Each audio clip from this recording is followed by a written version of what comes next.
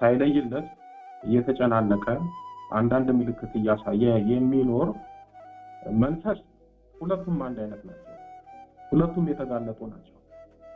በነገራችን ላይ ዳግሜ ተጋለጠ ማለት እኮ ታወቀ ማለት ነው አይደል? ሌላ ቁም አፍ ያወጣና ይናገራል። ከዛ እኔ ነኝ እንዲያረኩት እኔ ነኝ እያሉ ይናገራሉ፣ ያወራሉ፣ ክፋታቸውን ተንኮላቸውን ይዘረዝራሉ። ይሄ የተጋለጠ ነው። ከዛ ደግሞ እዚህ ጋር ለሰው ያልተጋለጠ የሚመስለው ግን የተጋለጠ መንፈስ አለ። ያ ማለት ምን ማለት ነው? ስትጸልዩ የሚያስፋሽጋችሁ፣ ስትጸልዩ ወዳችሁ የሚነካችሁ፣ ስትጸልዩ የሚያዞራችሁ፣ የሚያጦለውላችሁ፣ የሚያስለቅሳችሁ፣ ጸሎት ላይ የሚጠንቃችሁ፣ ከዛ ደግሞ በውስጥ ሆኖ እኔ ነኝ እያለ የሚያሾካሹካችሁ ካለ ኦልሬዲ እኮ በቃ ተጋለጠ፣ ለየለት መንፈስ እንዳለ አወቃችሁ። ከዛ ምንድነው እናንተ ሲሸኝ ይለቃል፣ ስራውን ያቆማል ማለት ነው። በቃ ከሌለ ክፋትና ተንኮል የለ።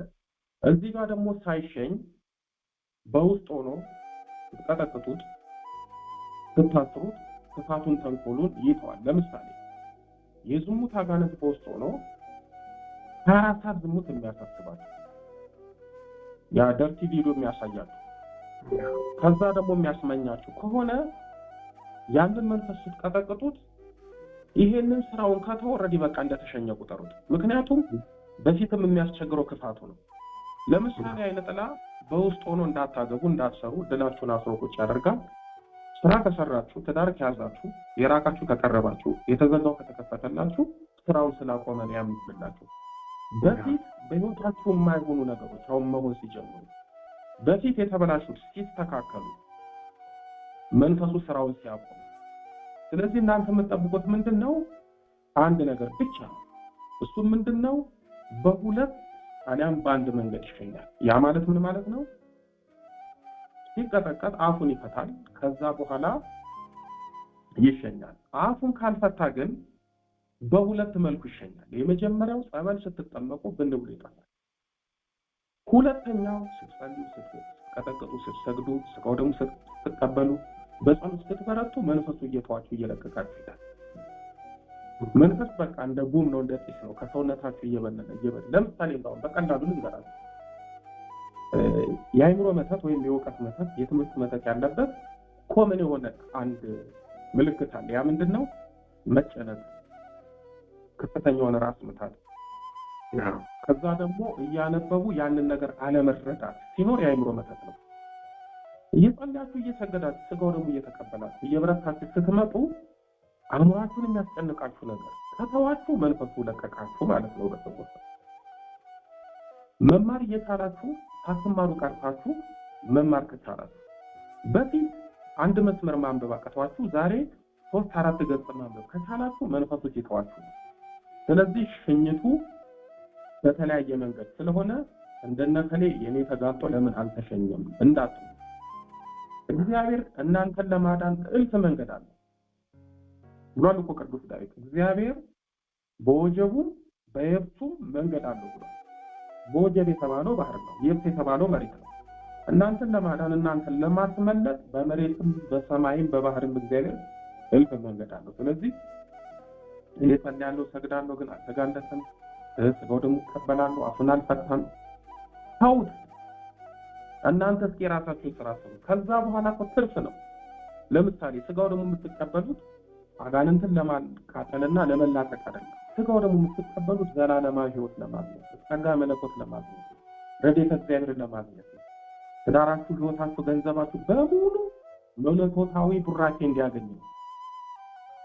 ከዛ የተረፈው ነው ለመንፈሱ የሚሆነው። ስጋው ደግሞ ተቀበላችሁ ዘላለማዊ ታግኝታችሁ ጸጋ መለኮት እናንተ ላይ ሲያርፍ ያረፈው ተቃጠል ባትሉት ራሱ ያቃጥላል። ምክንያቱም ውስጥ ያለው ባዕድ አካል ስለሆነ ከመንፈስ ቅዱስ ጋር ክላሽ ስለሚያደርግ ያቃጥለዋል። ያኮና ብዙ ጊዜ ስጋው ደግሞ ስትቀበል በቃ እኔ አልቻልኩም የሚለው ሄዶቱን ለማቃጠል አይደለም፣ ነፍስን ለማዳን ነው። እና የሚተርፈው ነገር ነው። እሱን በደንብ አድርጎ የምንሰግደው ለክርስቶስ ለመገዛት ነው። ከዛ ስንሰግድ ግን ማን ይቀጠቀጣል? አጅር ይቀጠቀጣል። ስለዚህ ትኩረታችሁ ነፍሳችሁ ላይ መንፈስ ህይወታችሁ ላይ አድርጉ። ስጋ ላይ የተቀመጠው እሱ እየቆየ ይለይለታል ማለት ነው። ወንጌል እያስተማርኩኝ በመሃል ላይ በስላሴ ፍንጃል ስኒ ቡና ሞልቶ ሲወረወር እንዴት ነው ቦጨቅ የሚለው? ወጣልኝ ጁዋ አጋ ስትወረውሮ እንደዚህ ስል የፎቶ ፍሬም ላይ ከኋላ ስኒው ላይ ያለው ቡና ደግሞ አጠገባ ያሉ ህፃናቶች ላይ ፈሰሰና ምናምን ብሎ ማለት ባንዴ ብጥብጥ አለ። ከዛ ታረጋጉ አልኳቸው። ከዛ አክስቴ ማም ይላሉ አንዳንዶቹ፣ ያው አልገባቸው። በስላሴ ስም እዚህ ቤት ውስጥ ያለ የጠቋር መንፈስ ታሰር ስል ዘጭ ብላ ወደቀች በቂጧ እዛው ረከቦቱ ጋር ምንም ነገር ቃላት ተራመሰች ማለች። እንደዚህ እንዳች በቃ እንዴት ነው ዝልክክ ያልሻል አይደለ ሞኝ ጸጣች። የለችም ሎክን ያደረጋት የእግዚአብሔር መንፈስ። ትምህርቴን አስተምሬ እስከምጨርስ አልተነሳችም። ጸበል አምጡ አልኩኝ። ጸበል መጣ። እየተመጻደቅኩ አይደለም እሺ፣ እግዚአብሔር ያደረገልኝን የረዳኝን ነው የምነግራችሁ። የእናንተ ጸሎት እንዴት ተከትሎኝ እንደሚሄድ የልጅቷ ጸሎት እንዴት እንደረዳኝ ነው። እኔ ኃጢአተኛና አቅም የሌለኝ ሰው ነኝ። ግን ልጅቷ አባታችን ነው እያለች ነው ብያቸዋለሁ። እንደገና ደግሞ መምህር በሄደበት ይቅናው ብላችሁ የምትጸልዩ ጸሎት እንዴት እንደሚያገዘኝ እንድታውቁ ነው። እና ጸበል አመጡ። ጸበሉ የማን ነው ደግሞ? ጸበል የለም እዛ ቤት፣ ግን ጸበል አምጥታለች። አምጡ እንደምል ስለምታውቅ አላለችና ይዛ መጣች። የማን ቢሆን ጥሩ ነው? ሰላዲ አጋንንት የቅዱስ ሩፋኤል ጸሎት። ምክንያቱም ቅዱስ ሩፋኤል እንደምወደው ታውቃለች። ይኸው የሩፋኤል ጸበል አስተመጣ የኔ አባት እዚህ ያለህ እንዲያልኩኝና እኔ አላወኩም። በኋላ ነው የነገረችኝ። ጀሪካኑ ከፍ ታረኩና ደግሞ የጀሪካኑ አፍ ደግሞ ጠባብ ነው። ግልብጥ ያደረኩትና ዱቁ እያለ አናቷ ላይ ረከቦቱን ተርመስመስመስ አደረገው። ህፃናቶቹ ጥግ ያዙ። እሺ የምታስመልከው ስለ ጊዜ ይለኛል። ምንም ቃላት ሳያወራ እንዳለ ሄደ። እንዲህ ነው የምታደርገው እንዲህ ቤተሰቡ በሙሉ ሰብስበው፣ ምክንያቱም ሌላ ቃላት አላወራ ስላለኝ እህቶቹ በሙሉ ተሰብስበው የሁሉ ቡና የምታስጠጣቸው መስዋዕት ነው። ስለ ጊዜ እስቲ በሉ በቃ እንዲች እንዳለ በስላሴ ስም ትወጣለህ። ከዛ አምጡ መቁጠሪያ ስል እኔም አለኛለች ልጅቷ መቁጠሪያ። እሷ ሁሉ ነገር አምጡ የምለውን ነገር ምን ስናገር ሰምታለች መሰላችሁ? ድንገት ቤታችሁ እመጣለሁ እኔ መቁጠሪያም መጽሐፍ ቅዱስም ጸሎት መጽሐፍም ምንም ነገር አልይዝም። በቤታችሁ ይሄ ነገር መገኘት አለበት አምጡ ስሉ ማምጣት ነው ብዬ ተናግሬያለሁ ሳስተምር። ይሄን ታውቃለች እሷ። መምህር በጠየቁ አይቀርም ድንገት የሆነ ነገር መፈጠሩ አይቀርም የአንዳቸው መንፈስ። የእሷ እንኳን ይነሳል ብላ አልጠበቀችም ነበረ። ከዛ መቁጠሪያውን አመጣች። ብዙም አልመታወትም። እንደዚህ በእጄ እንደዚህ ይዤው እንደዚህ ነው ነገር እንዲህ አድርጌ እጄ ላይ እንዳደረኩት ጀርባዋን ጊዜ ደለቅስ አድርገው እንዲህ አቅም እንደሌለኝ ያውቁት የዛን ቀን ነው። ፊዚካል ማለት ነው። ያን የሚያክል ሰውነቷ ትልቅ ነች። አንድ እግሯ ብቻ እኔን ያክላል። አንዱ ታፋዋ ይሄ አንደኛው ታፋዋ ብቻ እኔን ሙሉ ወገቤን ያክላል። እንዲህ ትለኛለች። እንዴት ነው እነ ማነው ስማቸው እነ ቫንዳም እነ ምናምን ሲጣሉ ሪሲሊንግ ላይ እንዴት ሲገፈትሯቸው ሄዶ ከሪሲሊንግ እንዴት ተጋጭቶ ሲመለስ ብድግ አድርጎ ያፈርጠዋል። ያ ነው የተበቃ። ያን አስቡት። ተወርውሬ እዛ ጠረጴዛ ስትወጥፍ ሳቁ እንዳለ። ከዛ አንተ ጉልበትህ አልኩት። ከዛ በኋላ ሁለተኛ ላይ መጥቼ ስመታው የለም ሄዷል። ለካ ሲሄድ ነው የመታኝ። ጀርባዋን እንደዚህ አድርጌ መቁጠሪያውን እጄ ላይ አድርጌ እንደዚህ አድርጌ ነው የመታኋት። እንደዚህ ጀርባዋን። ከዛ ሲሄድ ነው ለካ ገፍትሮኝ ሄደው። እኔ የለውም እዛ ስር ተወጥፍ ያለው እንዲህ ያራገፍ እንደሚስተር ቢን እንዲች እያልኩ የመጣሁላቸው እየሳቁ ህጻናቶቹ ይስቃሉ እያሉ አለ ሰው ጊዜ ቀና ብላ አቤት ምንድን ነው ምን ሆኜ ነው አለች። ሰላም ኖት ማዘር? እንዳላስተምር እኮ ከለከለኝ። እንደዚህ ሆኖ ቡና እያፈሉ እያካደሙ እንደዚህ ያደርጉ ቤተሰቡን በቤተሰቡ ዛር መንፈስ በጠቋርና በደልሞቴ እንዲያርገው ሳቸው ጊዜ ያው የቤት ከራማ ነው ብዬ ነው እንግዲህ ያው ተቀበይ ተረከቢ ተብዬ ነው ምናምን ብለው ወደ ልቦናቸው እንዲህ አይነት ጸባይ አይተውባቸው አያውቁም። ወይኔ አክስቴ ጸባይዋ ተቀየረ የድሮ ጸባይዋ ምናምን ይላሉ እህቶች። አንዳንዶቹ እዛ ያሉት እህታቸው ሆነ አክስቴ ነው የሚሏት። እንዴት እንደሚያርቋት ተመልከቱ። እና በጣም ገርሟቸው እነሱ መጥተው ሁሉም ሰላም አሏት። ማንንም አላስተማርኩ ማንንም አልሰበኩ። ራሳቸው ከፈለጉ ይለወጡ ብዬ ከዚህ ሰዓት ጀምሮ ቡና ለመጠጣት እዚህ ቤት በየሳምንቱ ባትመጡ ደስ ይለኛል። ምክንያቱም ቤቱ የሚመለክበት ቤት ስለነበረ አንቺም ንስሐ ግቢ ብዬ አጀንዳዬን ይዤ አንድ ቤትም እንደዚሁ ገብቼ ጠቅልል አድርጋ እንደዚህ አንጠልጥላ ወስዳ ደጅ ላይ እንደዚህ ጥላኛለች እንደ ዶሮ። አንዷ ሴትዮ ትልቅ ነው እጇ ትልቅ ነው እና ውጭ ያለችና እንደዚህ ጭምቃ ወስዳ ደጅ ላይ ጣለችኝና ሄጄ ተንከባልዬ ወድቄ በስላሴ ስም ታሰረዛው በተንከባልኩበት በስላሴ ስም ታሰር ስለው ጊዜ ሮጦ ገብቶ በሩን ዘጋው።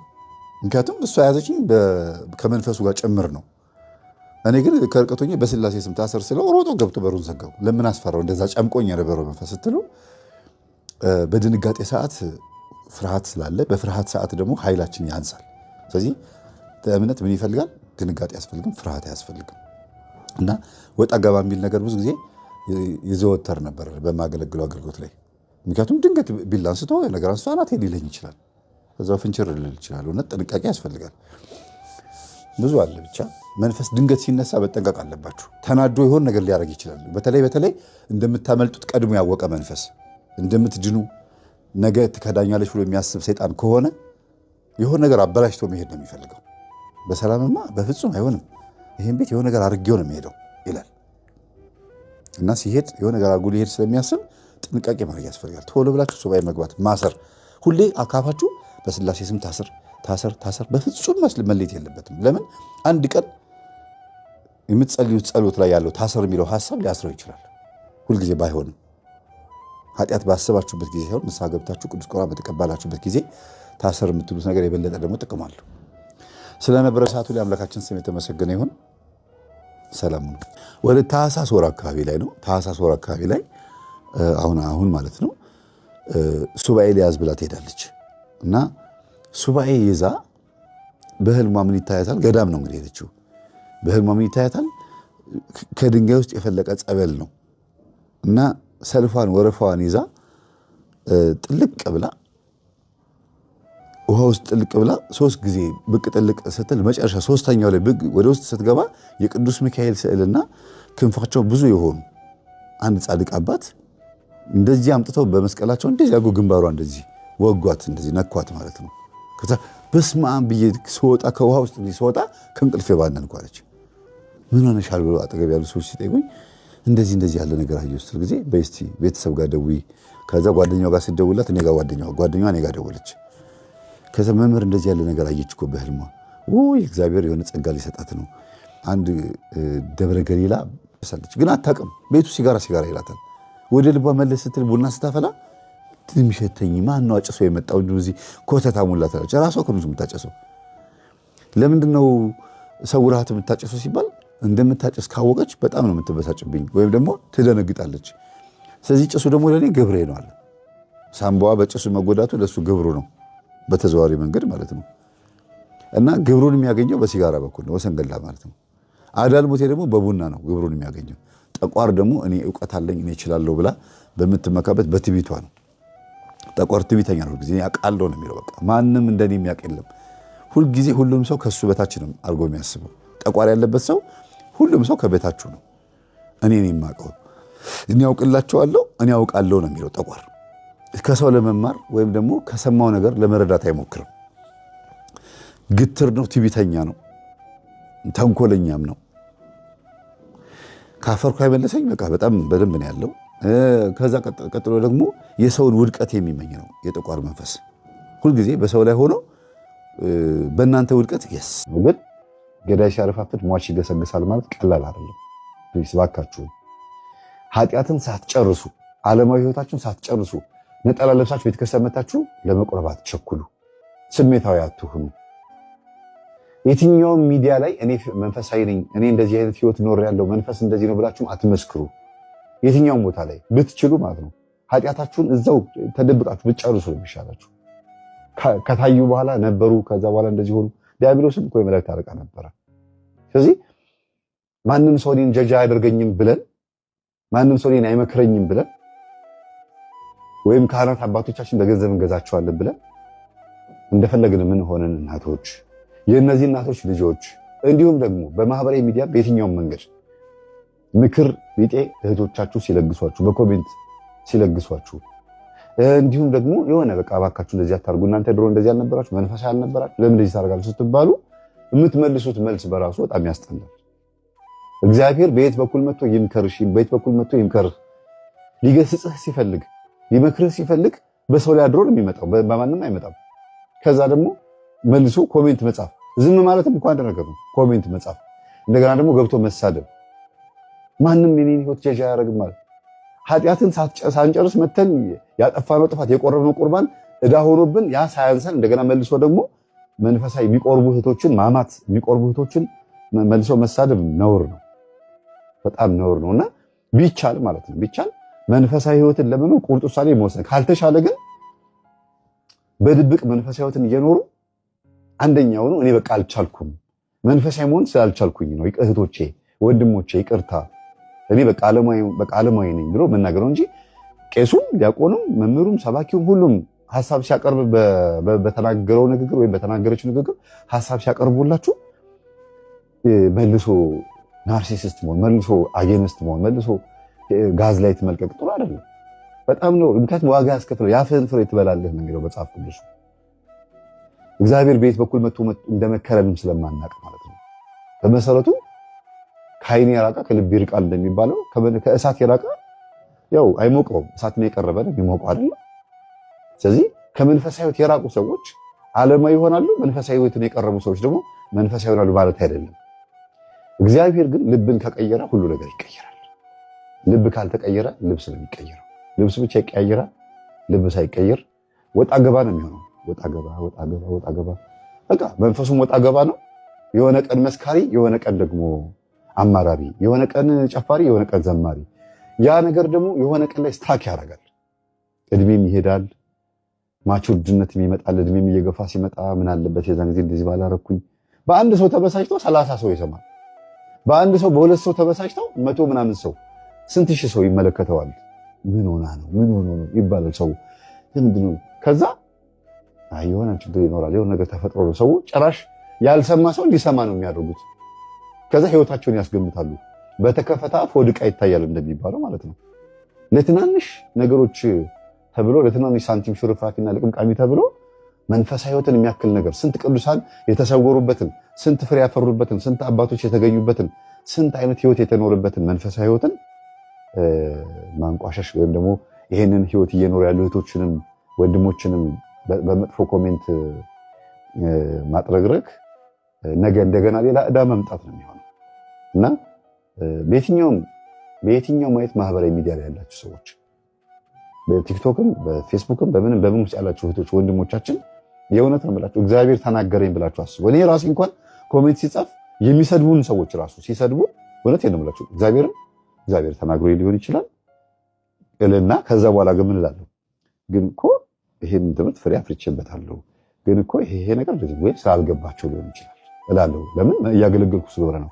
ዓለማዊ ሆናችሁ በትክክል እያመነዘራችሁ እየጠጣችሁ እያጨሳችሁ እየቃማችሁ ወይም ደግሞ ኃጢአት እየሰራችሁ ከሆነና ምክር የተሰጣችሁ እንደዛ ከሆነ ግን እውነት ነው እኔ ኃጢአተኛና በደለኛ ነኝ ነው የሚባለው እንጂ ማንም እኔን ጀጃ ያርገኝ ምናምን አይባልም። ለምን ራሱ እግዚአብሔርን በጥፊ በኩርኩም በቦክስ ከመቱት ቁር እኩል መሆን ማለት ነው። የሚያደርጉትን አያውቁምና ይቅር በላቸው ብሎ በመስቀል ላይ ሆኖ ተቸንክሮ እንደተናገረው ነው የሚሆንብን በእኛ ላይ። ሰማዕቱ እስጢፋኖስን ከወገሩት እኩል ነው የሚሆነው። እውነቱን እየተናገረ ሰማዕቱ እስጢፋኖስ እየተወገረ ነበር በድንጋይ። የሚያደርጉትን አያውቁምና ይቅር በላቸው ነው የሚለው። ምንም እንኳን መካሪዎቹም ኃጢአተኛ ቢሆኑም እንኳን የተሻለ ቦታ ላይ ከሆኑ ያ እየተመከረ ያለ ሰው አንተ ይህን እየሰማህ ያለ ሰው እየተመከርክ ያለ ሰው በደንብ ስማኝ። አንተ ኃጢአት ውስጥ ሆነህ ከሆነ ሰው እየመከረህ ያለው ግድ የለህም ምንም አትደንፋ፣ ወይም ደግሞ ለምን እንደዚህ አልከኝ አትበል። አንተ እኔን አትመክረኝም አትበል። አንተ እኔን አትመክረኝም አትበይ። እውነት ሁላችንም በቃ የሰራነውን ኃጢአት እናውቃለን አይደል? ልክ እኮ ነው አልቻልኩም፣ በቃ ታገልኩ እምቢ ስላለኝ ነው። እነዚህ ሰዎች የሚናገሩት ነገር ትክክል ነው፣ እግዚአብሔር በእነሱ ላይ ሆኖ ያናገረኝ ሊሆን ይችላል ብለን ምን ማድረግ አለብን? ወይ ኮሜንት ከመስጠት መቆጠብ፣ ወይ ደግሞ ምን ነገር ከመናገር መቆጠብ። ከቻለን ደግሞ አዎ እህቶቼ፣ አዎ ወንድሞቼ እኔ አልቻልኩም በቃ ሲጸልዩልኝ ምናምን ይባላል። እኔ እንደዚህ ነው የምለው። ለምን እቺ ልጅ በጣም የተጎዳችሁ ቲክቶክ ላይ ስትለቅ ምን ስትል በፊት በጥሩ ሁኔታ ያቋት የነበሩት ልጆች በኋላ ላይ በጣም ከባድ በሆነ ኮሜንት ታጥረግርጋቸው ጀመር። ከዛ ነው እኔ ያቺን ኮሜንት ስጽፍ ጥልቅ ብሎ ደናርጎ ያገኛት እና አንዳንዴ በኮሜንት እግዚአብሔር ያገኘናል እና ኮሜንትን አትናቁ። ስለነበረ ሰዓቱ ላይ አምላካችን ምን አርጋት ነው የተባልከው?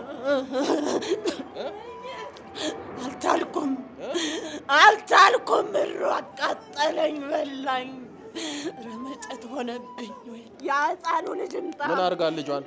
ስኳር ነኝ እያልኩ በሷ ላይ ነው። እስኪ ታለ ልጇን እስኪ ታለ የደም ስራዬን የምሰራ በሷ ነው። በልጇ ነው? አዎ። ልጇ ምንድን ነው ያረካው? ስኳር እያልኩ ጠዋትና ማታ ደም እጠጣለሁ። አስመሳይ ነኝ። ደሟን ነው የምትጠጣው? አዎ። እና ከልጇ ላይ አንሳ እና አምጣት። ነይ እናቴ አትፍሪ እሺ። ነይ ቧጥና አንሳ በስላሴ ስም በኪዳነ ምሕረት ስም።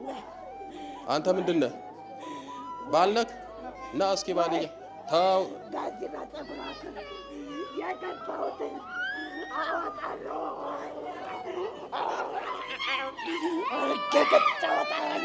አብረን የተወለድከው?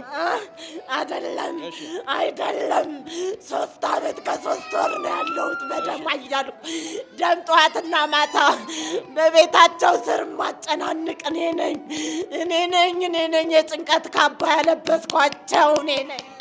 እንዴት ነው? ባለቤት ናት? ምንድን ነው የሚያደርጋት? በቃ ማለት ያንጫንጫታል፣ ትጮኻለች፣ ትሳደባለች። በቃ ማለት ይዛ በቢላ ሁሉ ነው እኮ እኛን ትገለገላለች። ትደበድባለች፣ አንተን ትሰድበኛለች፣ ትሳደባለች። ድብድብ የለም ትንሽ? ያው አንዴ ተደባደብ ትላቃችን ልጅ አለችን። እሷ ትገለግላለች፣ ምን ትላለች፣ እሷ ጋርም አይስማሙ። እሺ ብድግ በል። ልጇን በስኳር እየፈተንክ ደም ትጠጣለህ። ይሄንን የምታደርገው ማን ነህ? አፍጠኛል። እኔ ዳቢሎስ ነኝ። የቡዳ ዳቢሎስ ነኝ። ዳቢሎስ ደሟን ትጠጣለህ? አዎ በጣም ነው የሚመቸኝ። ይጣፍጠኛል። አዎ ኪዳነ ምሕረት ራሷ ናት ስማ ያመጣችኝ። አዎ የገብሩ መስቀል እንጂ መቼም አትመጣም ነበር አንተ። አዎ ምን አለች? የሆነ ነገር ስትቀማኝ ለቻታለሁ። እመቤቴ ልትፈውሰኝ ነው ና እንሂድ ብላ ነው ያመጣችን። ተሰባስበን ነው የምንሸኘው። እሺ እና እንሂድ አለችኝ። እኔ የካ ሚካኤል ጸበል ጀምሬ ነበር፣ እዚያ ነው የሚሄደው አልኳት። አይ ዛሬ መሄድ አለብን አለችኝ።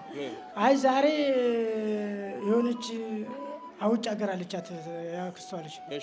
እሷ የሆነ ነገር ስትቀባኝ አየሁኝ። ማር እግሬን ስትቀባኝ አየሁ። ስለዚህ ምናምን ስትለኝ አይ ይሄ ምረት ነው ቅባ ቅዱስ ሊሆን ይችላል ምናምን አልኳት። እኔም ጥሩ ህልም ፈቺ ነህ አንተም ጎበዝ። ያው ማር ታውቃላችሁ አይደለ? ከጣፋጭነቱ በተለየ መልኩ ደግሞ ምንድን ነው ማር መድኃኒት ነው አይደል? ሌላው ደግሞ እመቤታችንን ስንጠራ ማር ያም እንላለን። ማር ማለት ያው ማር ነው። ያም ማለት በገነት ያሉ ቅዱሳን የሚበሉት እጅግ በጣም የሚጣፍጥ የገነት ፍሬ ነው። ስለዚህ ማርያም የሚለው ስም ደግሞ ስምሽ እንደ ገነት ፍሬ ምን ያደርጋል? ይጣፍጣል፣ መድኃኒት ነው ማለት ነው። እና በትክክል ነው እሷ ያየችው። አንተም ጥሩ ተርጉማ አምጥታታል። እሺ ብድግ በል። ኪዳነ ምሕረት ስትዳብሳት አየች። ከዛ መጣች። ይሄው በሰራ ከናታ በእግሩ የገባሁት እንደ ንብ መወራት ነው።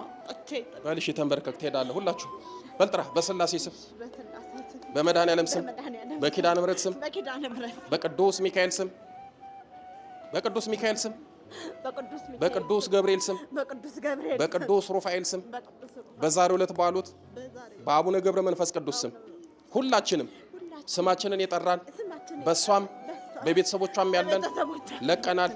በስላሴ ስም በሲኦል ታስረናል። የመጨረሻችን ነው። መድኃኒዓለም ይፍረድብን። የዘጋኑን እድሎቻቸውን በኪዳነ ምሕረት ስም ከፍተናል።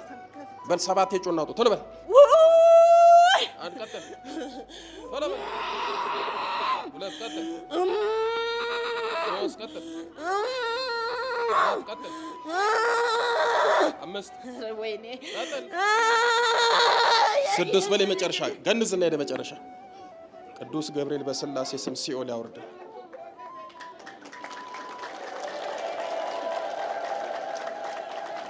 እስኪ ነይ እናቴ አይዞሽ፣ ብድግ በይ አማትቢ።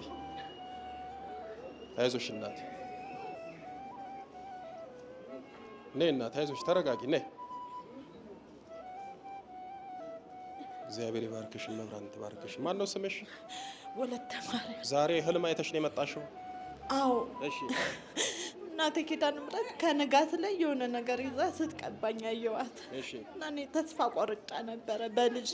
እሺ። ከዛ ና እንሂድ አልኩት። አይ ተይው ሂጂ ሲለኝ አንዲት ልጅ ያመጣችኝ ልጅ ነበረች። ሁለተኛ ቀኔ ነው ዛሬ ነይ ስላት ቀጠሮ አለኝ አለች። ከዛ ዛሬ እድሌን አላሳልፈውም ብዬ መጣሁ። መጣሽ፣ ይኸው ፈወሰችሽ። በእውነት እግዚአብሔር እሺ በሉኝ አባት። ኪዳነ ምሕረት የመጨረሻ ታድርግልሽ በሏት። እመቤታችን ልጅሽንም ትማርልሽ። ቅባ ቅዱስ ቀባታለሁ። ቆይኝ። እሺ፣ እሺ፣ ቆይ